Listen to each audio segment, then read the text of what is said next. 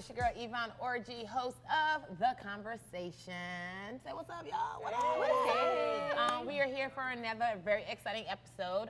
Today we're going to be talking about, women in the Bible. Everybody talks about the Proverbs 31 woman. I want to be a Proverbs. But I'm kind of sure that there are other women that we can try to be. Like, I feel like she got too much pressure on her. She cool, she the prototype, but what about the other chicks? So today we're going to give, homage. Did I make that French for no reason? Homage. You sound a little French, but I dig it. Homage to other women in the Bible, and I got a dope panel of women to talk about other women. See, women do big up other women, and so I'm just gonna let y'all figure out which woman in the Bible really speaks to you, and you can tell us a little bit more about her.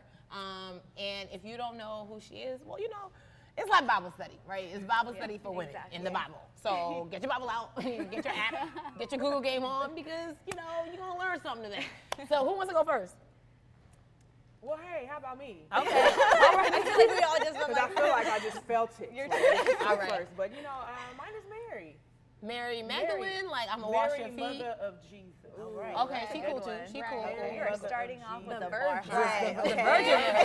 The virgin. So what are some qualities that Mary had that make her an emulatable woman? Is that the right word? I don't even know what that means. To emulate. A woman that you could emulate. You see, I had my 2 degrees and I was trying to be real fancy. The girl we should copy. Yeah. Her humility. Her humility. And her submissiveness. She was a teenager when she was given the task and told by the angel that, hey, you're going to carry Jesus. Yeah. And, she was uneasy at first, but the fact that she was willing. Yeah. Right. That she was just like, okay, I'm going to do it because she trusted regardless of consequences. Yeah. Because you realize she was young and getting pregnant and being a virgin. And also she had a boo. I know right. So you about to tell me that an angel came out of nowhere and now you pregnant. You got me twisted out here. That has to go with submission. Submission is not a dirty word. It submit, is not. I cannot wait to submit. Because that means you got your stuff so on point that I can finally take a deep breath and be like, that's all you, boo. And just sit back and just not sit back, but I want to be able to be like, you got it from here, because I've had to carry this baby on my back and this pail of water on my head like a woman. And I can just now give you all of that. Yes, I will submit. But something else about Mary's story too is the fact that she wasn't really concerned. She was more concerned with honoring the Lord than she was about other people's opinions of her. Because I know, if that were me, I'd be trying to hide it, really ashamed. But she's like, no, this is the Lord gave me this task and considered it an honor, to honor the Lord and submit to the Lord in that way. So I thought that's real noble. That's pretty cool about Mary. Mary doesn't. I guess the Catholic Church does give her a lot of credit. Outside of that, after her. I don't think she gets enough credit. Christmas and then Mary's Day. I feel like she. It's true though. As young as she was too. You think the word talks about us going to God humbly as children, or we want to inherit the kingdom of heaven. Right, so when we go before God, are we really going? Are we praying with a tantrum, or are we praying with submission? Right. Because being single, sometimes we can go and say, well, God, what about this? I was with this person and this didn't work out. But how about God? What do you have for me? Yeah. Because kids, when you're telling them something, they're wide-eyed and open-eared. Yeah. So they're ready to hear what you're saying. Now, are they receiving it? It depends on how you're coming at them. Are you yelling, tantrum? Yeah. Or are you coming to them to where they're eager to submit to you? So I'm looking at her age as well. She was young. And I kind of flipped it when it comes to spiritually. If we go to God, in a youthful manner and not always me, my, imagine how much more submissive we would be. And also she trusted him because there was that trust. It's I trust that this cushy life that I had set up for myself that you're about to kind of invade and flip on its head.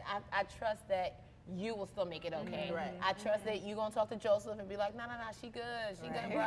Keep going. I trust that you're gonna not have me stoned to death. When somebody sees that I'm, there was that level of deep trust because, like you said, nowadays it's all right, I've been waiting and I'm doing this, but I actually don't trust that there's a guy who will love me. I actually don't trust that you got this. So you know what, Jesus? I tried it your way for 2 months.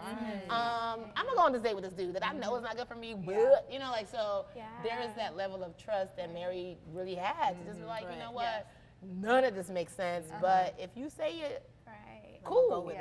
And she also didn't. Like, go ahead. No, I was just gonna say, even like the bigger picture that God chose her out of how many women? Man. You know, like He chose her. I know a lot of women will be like, don't choose me, Jesus. Exactly. Don't choose me. I don't Or want it. even like a modern day Mary, like how is our heart, and would God be able to choose us to be that You better person speak. now? You know, so Hold on, sometimes. pause. Would God be able to choose you? Just let that marinate for a little second. That's Just- real. I mean, and no condemnation because you don't know you're a new creature, but like legitimately, could He trust you with like His precious That's huge. purpose? Carrying the Son of God. And like and whatever that is for you, because we all have our own cross to bear, right? So like whatever that, like I know when Christine Kane talks about like right before she turned 50, right after she had a baby, God was like, okay, wait, I want you to do this human trafficking thing, and she's like, wait, I'm okay, had a baby, and I'm about to turn 50, like now is not the time.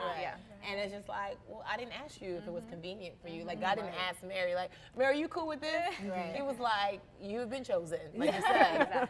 Decision made. Decision made. You said this was a conversation. No, this is the conversation, but that's not a conversation that we're having. No, that was a really good point. So I think, not just that, but just like following what she did in the process that Jesus like did through, or that God did through her, but a self-reflection of like, God, like, would you choose me? How am I internally to be used by you? And that's like heart check right there. Heart check 101. Yeah. So guys, that's it. That's the end of this show. I'm like, hey, I'm trying to go home and figure out like if God can use me. Like, are you using me right now, Jesus? Okay, so we got Mary covered. Anybody else got? Well, I'll talk about one person that stands out for me. Her name is Priscilla, one of the probably least known women. I was like, can you refresh my memory? Yeah. Priscilla is teacher. Aquila.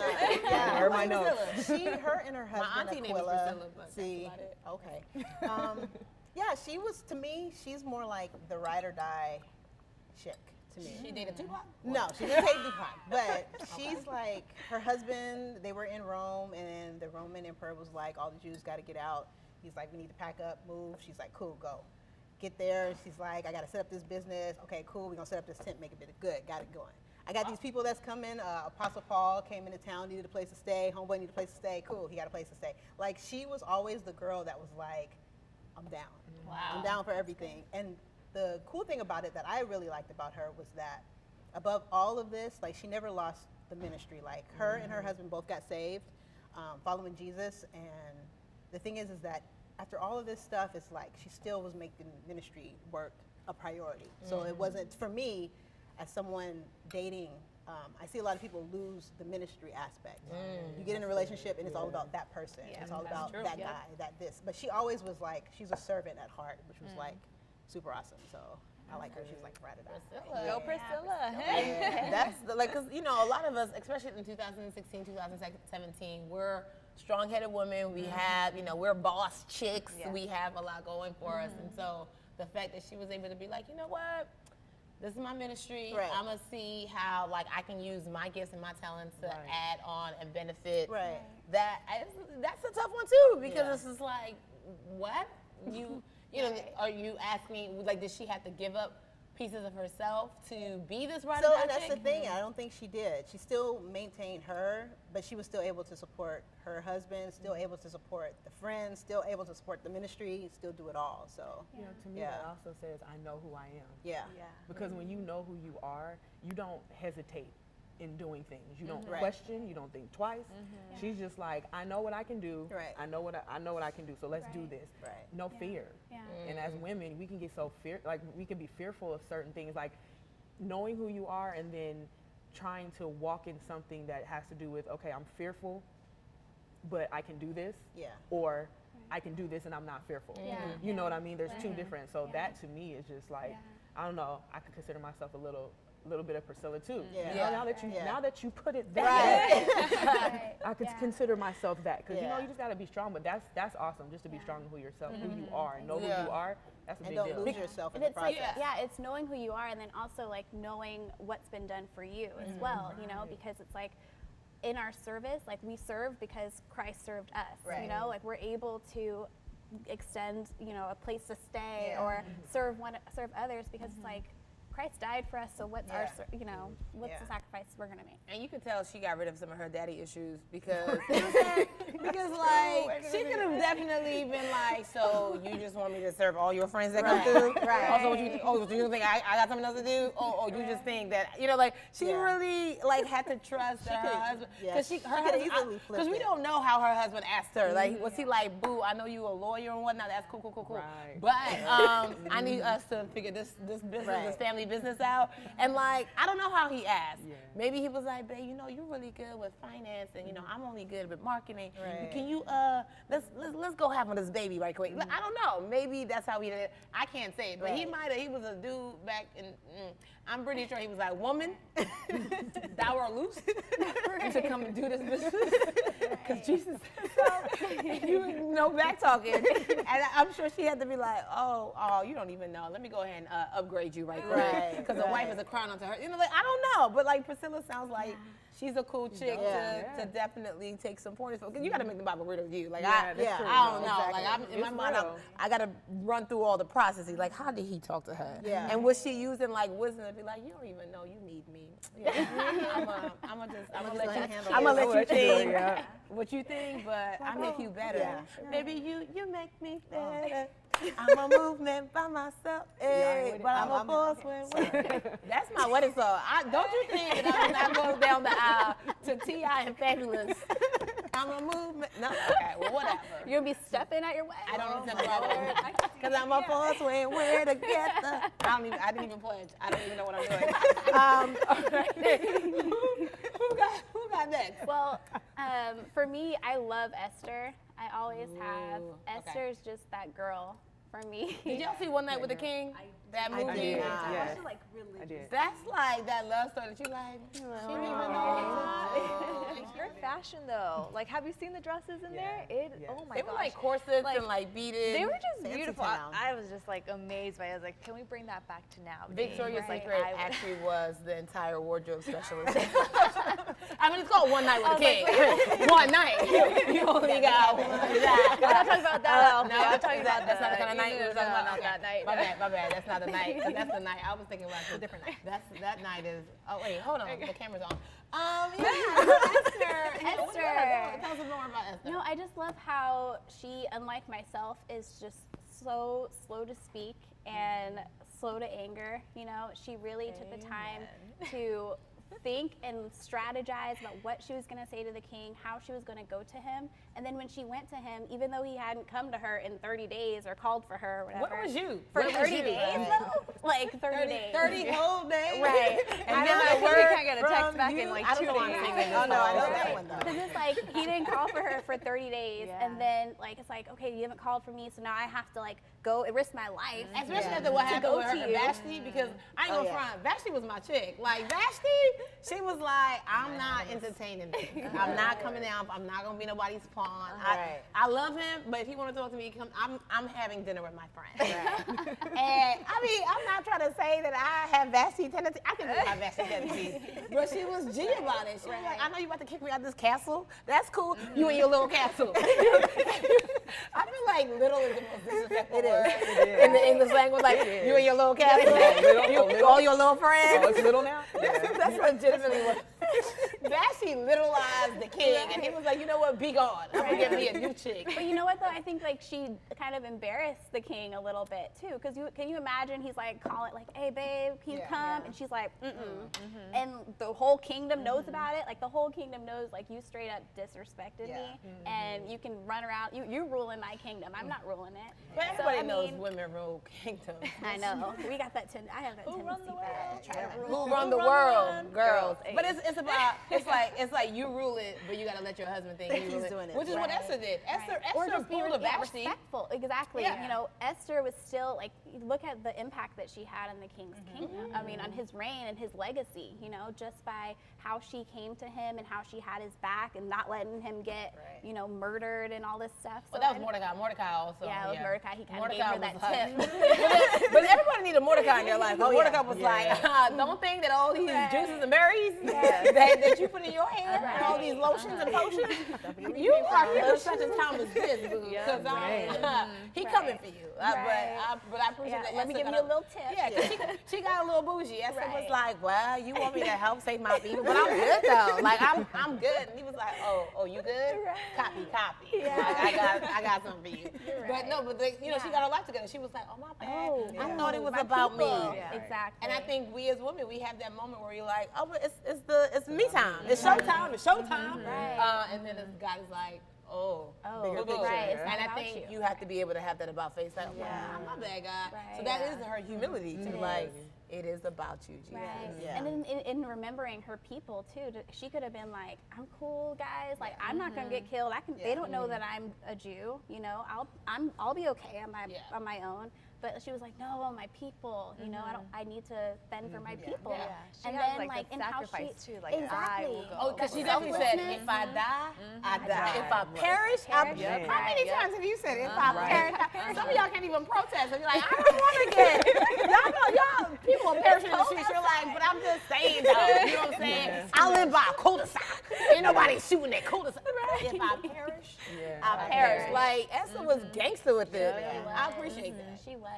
And I also just like loved how she went to the king. Like, it was always like, "King, if I may," you know, you know, if it's pleasing to you, or if you think, like, she was still looking for what his decision was, you know, and was willing to respect whatever it would be, you know, like, "Hey, king, you know, if you think so, like, or if you think it's But that was her strength. Be wise as a serpent, gentle as a dove. I mean, she definitely had favor on her, but she also recognized, like, out of all the people, God chose me. So one, you recognize that you have favor, and I think we need to know the authority that we walk in, like as human beings, as people, to be like, I ain't scared of I ain't scared of no ghosts. Like I'm good. Like I got Jesus on my side. But then also to be like, I'm gonna use wisdom in this. Again, that goes back to there is a way, and you know, as women who are powerful, as women who have position and stature, sometimes that gentleness. That gentleness, it eludes us because it's like, you know my heart. You know, like I don't have time to filter down what I want to say. Like, you know I love you, so I'm just gonna say it like this. Oh, but the men in their ego, they're just not capable. right. Men are not. They're gentle. They are fragile beings, and there's no men on this panel. But I know y'all gonna write in the comments. I ain't scared of y'all either. Y'all know y'all sensitive. Y'all know y'all got egos that are fragile, like a boss. And so she was able to be like, y'all like that, boss? But she was able to be like, I'm going to take what I know is my strength, and I'm going to make you feel like it's true. You know what? I want to host a dinner for you. I want, if you could, come and indulge me for a second, because it's like, I know I'm about to do some real Vashti-esque stuff, and I know what happened to Vashti. She got exiled, and I'm not trying to be her, because I really like it in a castle, real talk, but hey, you know, I got this thing, and if you could help me, my king. It's like, greatness, you better, you know, and so that's the beauty of Esther. Right. And that's convicting, especially for me, because I know at times, like, if I have a complaint or if something's not wrong or I'm just in my feelings, like, I'm going to present it like, why don't you do this for me? You don't do this enough, and that enough. You know, and it's like, dude, it's just like all about how you approach it and then how you're gonna like craft your words to, you know, appeal. And just be respectful, you know? Yeah, and that actually reminds me a lot of like Abigail. Now, do you guys know who Abigail is? She's one of like the underdogs, I feel. Like, Abigail? Okay. Let me tell you about Abigail. She actually, I'm about to give you the 30-second elevator Abigail pitch. Okay. So Abigail was married to this guy named Nabal. So, Nabal, let me tell you, I don't know about you guys, but I know there's like a deep meaning, like when you give a person a name, you know, they seem to like live out those characters. So Nabal was a nasty guy, like nasty. I think his meaning was stupid. So she just ended up marrying a really stupid, stubborn guy. To anybody married to a really stupid, stubborn guy, I'm so sorry. Like, I don't know. There's hope. Abigail gonna give you some hope because, you know, just make it work. Listen up.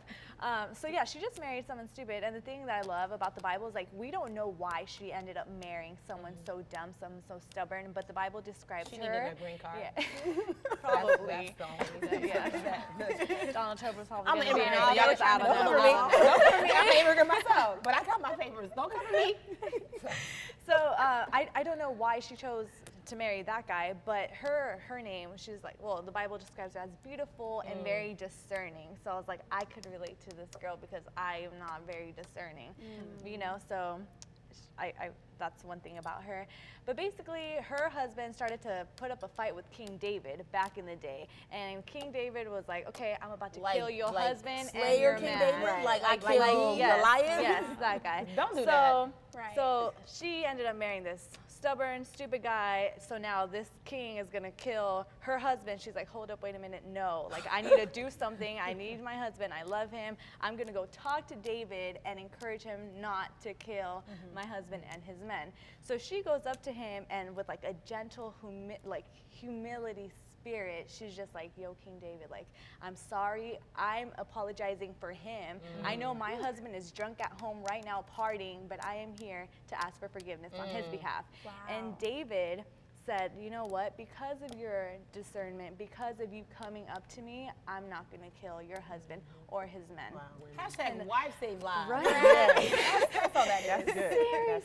Seriously, and that's not the best part. Like, she goes back and, well, the thing that I love about this is that David showed her characteristics that she's never seen before. Because she has been known to a drunk guy, to an abusive guy, to a stupid guy. And here comes David and says, you know what, I'm going to give you mercy. I'm going to give you grace. Go on and be, you know, and tell your husband. So she goes back and she's just like self-reflecting, like, why is this guy different than my husband? Yeah. So with all this in mind, it's like God is showing her, like, there is men out there who are God-fearing and loving and, like, you know, will treat you differently. So this is where it gets juicy, guys. Abigail needs her own telenovela. Like, seriously, like, just to pause there, I was like, real talk, if everything you're saying about Nabal, I would have been like, investigation discovery, please come kill this dude. Like, thank you so much for killing him. Don't kill me, because I didn't say nothing to you. Exactly. Off him. Yes, exactly. But so it gets better. I'll tell you where he's at right now. I'll send you the address to my home. Exactly. No.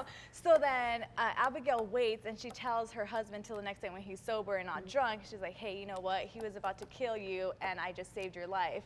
And I kid you not, the Bible says homeboy had a heart attack and 10 days later he dies. Because he dies. The Lord was like, if David won't do it, but that was a test to her because, like, if she had 10 days earlier been like, oh, he gonna kill you? Yes. Oh, I don't know what to do. God would have probably caused her to die. You guys, King David wipes her up 10 days later. That's the ultimate come up. Right? He says, I saw your loving spirit, your gentle spirit, your love and discerning for God. I'm gonna wipe you up.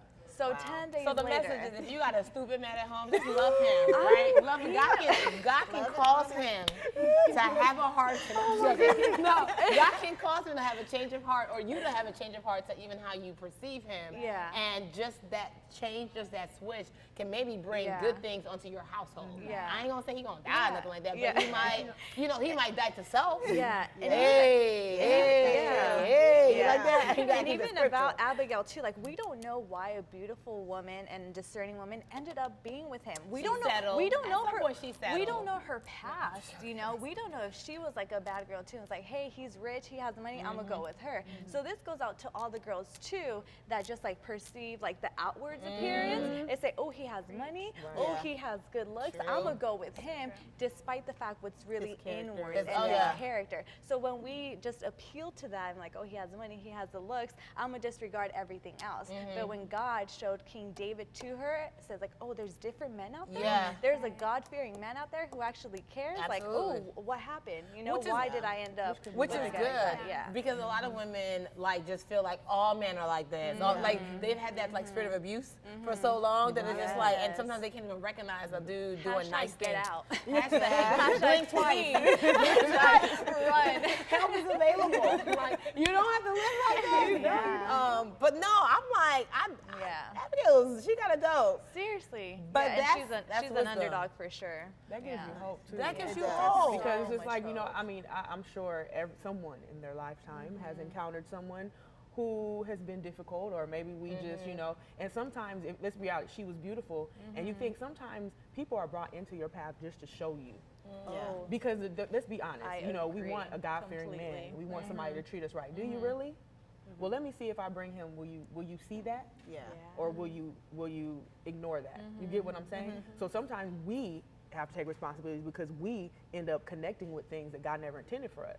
And then when it happens, we want to be upset and we want to cry and be like, God, it hurts. But what, do you remember what you said to me? Do you remember what we talked about? Yeah. So I think that is so dope because I know we've been hurt and we've had experiences, and to know, you know, God will show you. He will show you. And that shows love too, because God loves us that much. That regardless of the decisions we make, He's still going to show you that, no, I qualified you. So whoever I have for you is for you. Yeah. And that's what's so dope about that. That's beautiful, because no matter the decisions we make, God will show you who I have for you is for you. Because sometimes people feel like they missed it. Yeah. You know, like I let that good guy go, and like, oh no, you know, is that it for me? Like there was only one. God can bring any situation around.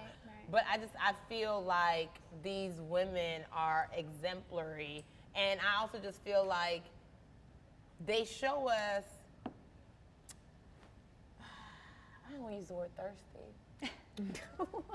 We're gonna draw. Don't be Did I just thirsty. use the word thirsty? did. No, but I mean, if you are gonna be thirsty, be thirsty for the one who can actually quench your thirst. Yes. Because even if you do have a boo who's amazing, who loves God, like, there's gonna be one day where you're gonna be like, you know what, I don't like you. Right.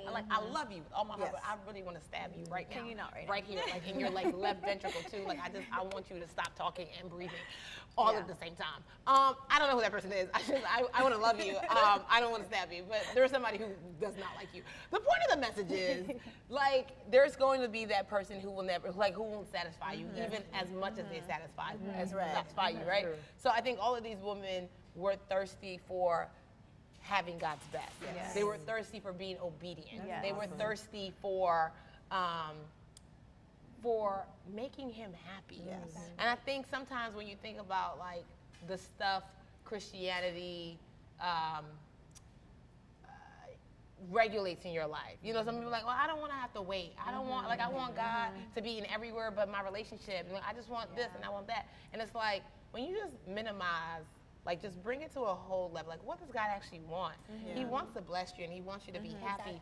But at the base level, He just wants you to trust Him. He just wants you to, like, believe that He has your best interest at heart. Exactly. He just wants you to believe that you're actually worth it. Yeah. Right. And You know know- that you have a purpose too, because each and every woman that we mentioned had a purpose. And yes, there was a man involved, but the man only complimented Hey, the girl. you better. Their identities were not found in Exactly. him, but God gave them a man to complement to fulfill the purpose. Right. And that's where we need to like get it together. Like, Right. he's going to compliment me, but he's not my purpose. Right. And And I I think- noticed that all of those women, they didn't run to the men when they were in trouble. They ran straight to the king, you know? Yeah, gossiping And like and that's running, just like telling Hannah, everybody. who was like crying out after she was barren, you know, Yeah. she poured her heart out to the Lord, and He was faithful to hear her. He was faithful to give her a child. He was faithful to redeem her situation. And that's the same in all of these women's circumstances. And it's because they went to Him. They didn't complain or run to their friends, which I know I do. Yeah. You know? I mean, your friends are cool. They're support They're system, cool. but like they don't Right. take the place of They Jesus. have no power. Yeah, They have no exactly. power at the end Yeah. of the day. So like God is who has the power to redeem our situations and to show us how to get out of them. You know, And you guys, the same God back then is the same God God today. right That's now. who He is. Thank you, Lord. Exactly. So, Well, go ahead. Well, when she was saying thirst for the right things, it's like, think about it. You're only thirsty when you recognize you're dehydrated. Yeah. Hey. So if if you stay thirsty, that's then you won't even good. recognize what you're missing. You won't be lonely, and you won't recognize that there's nobody there to quench your thirst outside of God. Right. You better. I don't think there's anything else to say. We're gonna drop the mic bam on that. When Take you your thirst, mic you off. don't recognize you dehydrated. Guys, this has been amazing. I hope that this inspires you to go to your Bible and check out some of these women, because there's only 5 that we talked about, but I'm sure there's so many more amazing women in the Bible that you can pull from, and you can be like, you know what, I'm more like her. No disrespect to the Proverbs 31 chick, but you know what I'm saying? Like, there are other amazing women. So thank you to my lovely ladies. Thank you. And thank you to you all for watching. Leave your comments, hashtag the conversation, hashtag P4CM, hashtag don't be thirsty. Until next time, y'all, my name is Ivana Orji, and I've been your host on The Conversation. You better